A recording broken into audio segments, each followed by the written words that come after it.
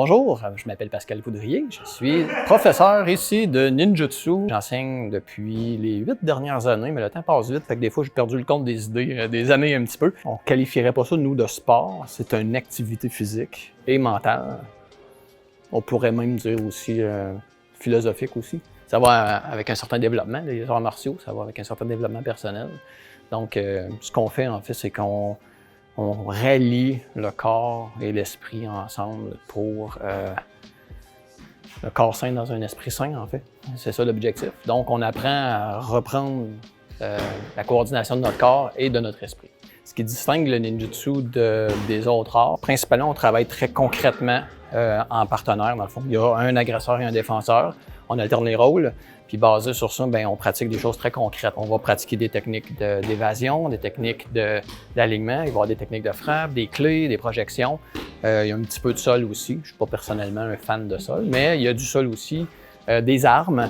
Donc, c'est quand même quelque chose qui couvre une très grande majorité de domaines, ce qui fait que se spécialiser dans tous les domaines demande énormément de temps.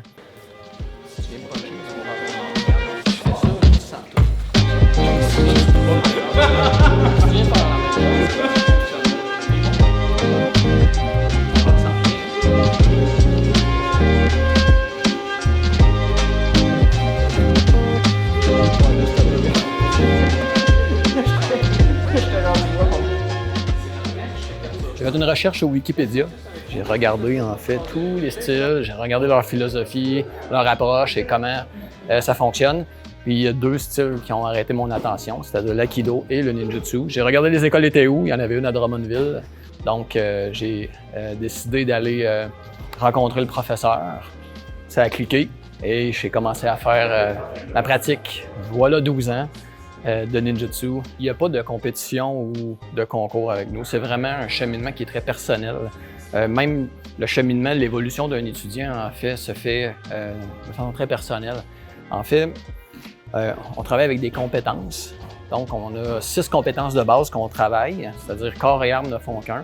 Donc, on travaille la posture et l'alignement. Comment est-ce qu'on bouge, dans le fond, en coordination entre toutes les parties du corps. Ensuite, on va travailler l'évasion et l'échappement. Ça veut dire comment est-ce qu'on va évader les coups, comment est-ce qu'on va bouger, se déplacer et tout ça. Ensuite, angle et distance, comment est-ce qu'on peut se positionner en sécurité, donc avec des angles pour pouvoir en fait mieux gérer ce qui se passe. Ensuite, on travaille le focus et l'intention, donc comment est-ce qu'on garde la présence dans une situation. Et cinquième compétence qui est couvrir et gérer, donc fermer les portes. Ensuite, nous avons adaptation et choix. Comment est-ce qu'on va s'adapter quand la situation ne va pas comme on veut? Ça, c'est les compétences de base qu'on développe à travers ce qu'on pratique. Il y en a qui arrivent qui sont bons dans certaines choses, d'autres moins bons dans certaines choses. Donc, en fonction des habiletés physiques de chacun, bien, on développe, dans le fond, ces compétences-là. Il y en a qui sont très bons tout de suite dans adaptation et choix parce qu'ils sont vite, ils ont une vivacité, ils ont une expérience aussi.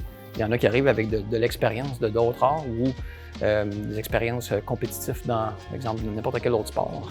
Mais ils arrivent déjà avec une acuité et un focus très fort, donc ils sont capables de bien gérer l'espace déjà en partant. Donc, on travaille des fois le plus les autres compétences. Quand on vit des expériences concrètes d'agression, quand on est au travail, par exemple, puis on est dans un meeting, puis qu'il y a un débat d'idées, bien, ça m'amène à trouver la paix, dans le fond, dans cet espace-là de conflit. Parce que le but étant ça, à travers tout ce qu'on développe, on n'est pas en train de combattre. On apprend à ne pas combattre et laisser les choses se produire d'elles-mêmes. Donc, quand on se défend, en fait, on ne va pas donner de l'énergie dans le combat, on va chercher plutôt à se positionner stratégiquement pour que le combat cesse de lui-même. Pour ce qui est du travail intérieur, en fait, on travaille beaucoup le fait de développer le calme, la tranquillité d'esprit, la paix intérieure aussi, dans le fait qu'on est capable de faire face à des situations qui peuvent être agressantes et de réaliser en fait qu'est-ce qui se passe en dedans de nous quand on fait face à ça, puis de trouver en fait les outils pour arriver à bien le faire. Puis ça, c'est beaucoup d'observation intérieure dans ce qui se passe en dedans de nous pour trouver ces solutions-là, parce que c'est différent pour toutes les personnes. Oui, le dojo, en fait, c'est vraiment un laboratoire où on vit des expériences dans un milieu encadré.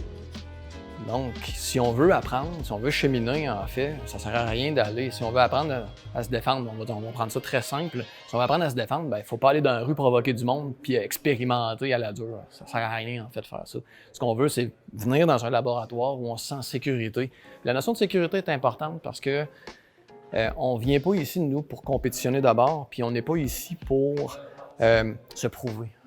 On est ici pour, en fait, apprendre de nous-mêmes. Donc, si on fait juste regarder la façon dont le cours se déroule en ce moment, c'est très collaboratif. Donc, chacun partage ses expériences avec les autres. Puis, il n'y a pas juste, exemple comme moi, comme professeur. Moi, on appelle un professeur, mais en fait, on n'utilise jamais le nom de professeur ou autre parce que moi aussi, j'évolue dans tout ça. Moi aussi, je grandis. Donc, on est comme plus un groupe d'entraînement où on collabore ensemble à se faire grandir tout ensemble. J'ai juste plus d'expérience que les autres.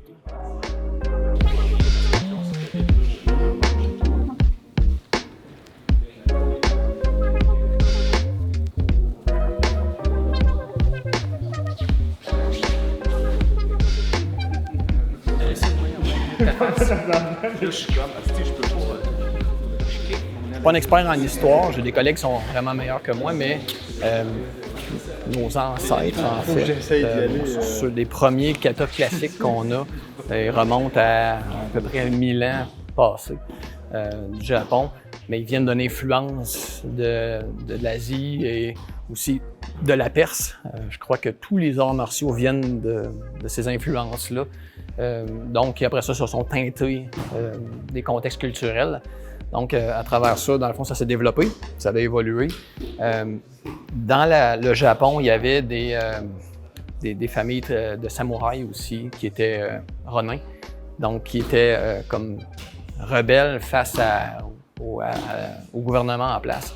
Donc, ils se sont réfugiés, dans le fond, dans les camps ninja comme en fait, qui sont devenus une influence. Donc, il y a 3 familles de samouraïs puis 6 familles de ninjas dans ça. Les familles de ninjas viennent de gens qui sont extradiés de la Chine. Donc, il y a beaucoup d'influence, en fait, directement dans ça. À la base, il faut comprendre que l'art martial n'est pas un art martial de combat, c'est un art martial de défense. Donc, on focus énormément sur la défense, mais pour pouvoir bien pratiquer la défense, il faut pratiquer l'attaque. Fait qu'on vient combiner les deux ensemble. Donc, je rajouterais à ça que les ninjas étaient employés aussi comme espions.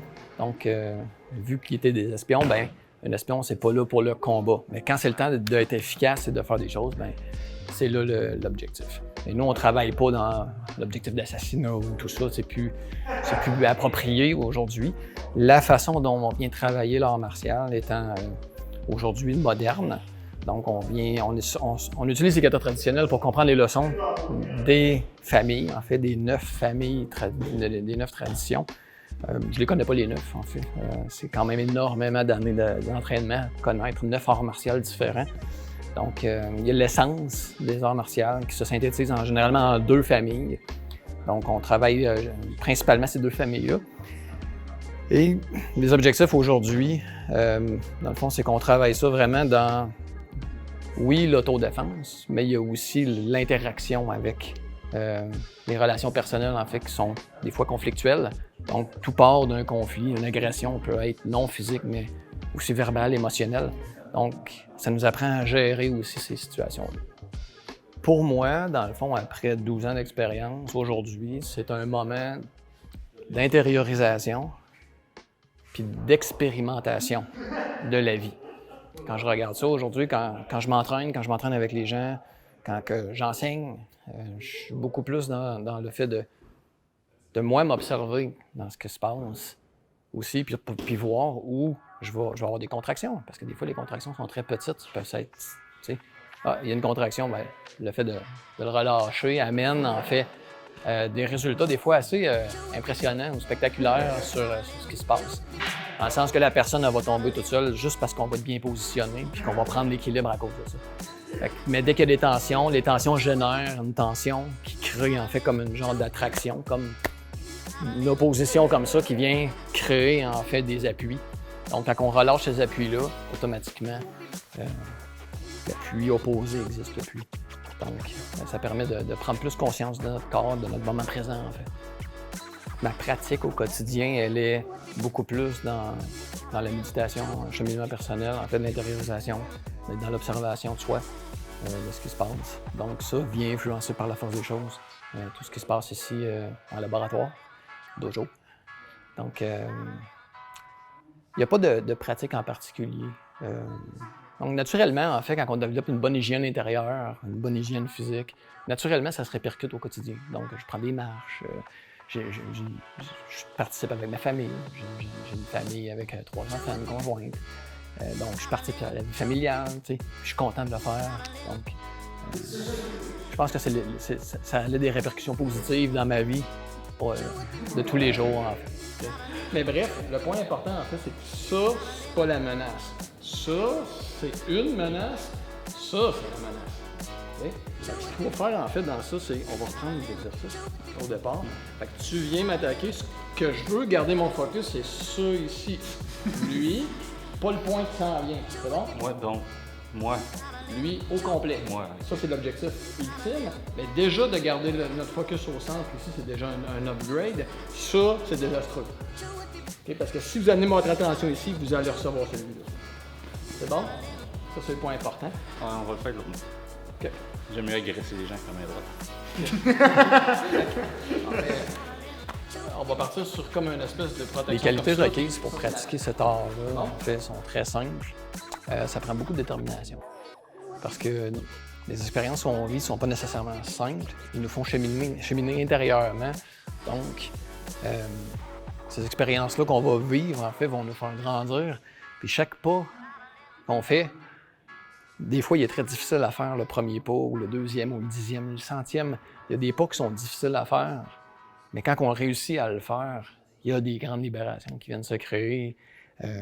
On retrouve vraiment notre pouvoir personnel dans tout ça. Donc, c'est vraiment un travail intérieur d'abord. Donc, le plus difficile, c'est la détermination.